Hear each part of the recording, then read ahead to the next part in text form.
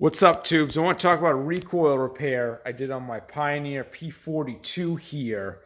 Um, Basically, the recoil was kind of binding up, and part of the reason for it was the rope was kind of getting old and is a little bit too big.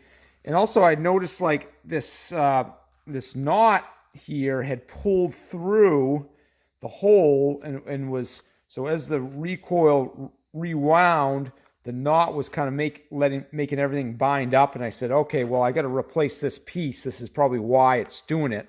So I got a new piece, and come to find out, the hole is really about the same size on the new piece. And I said, like, something's wrong here. I got to tie some like super whammy huge knot to get this thing from coming through. Like, there's got to be something wrong. And also, sitting in the bag was a little tiny washer. And I said, you know, that washer's got to be used somewhere. I'm missing something here. And so I pawed the internet for about an hour until I finally figured out how it was done correctly.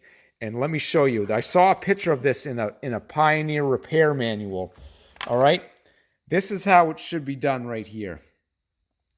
You see the rope comes in, gets looped through, you tie one single knot, and then that little washer goes right there. And that assembly isn't going anywhere. I mean, there's no way that that's going to be, there's no even physical way that can be pulled through.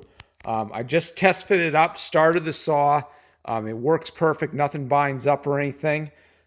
So the repair is successful. But anyways, if you're looking to how to tie that off, that is the correct way right there.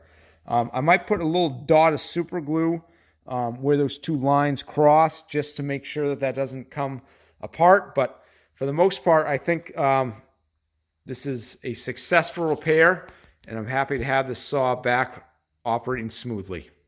Enjoy and happy cutting.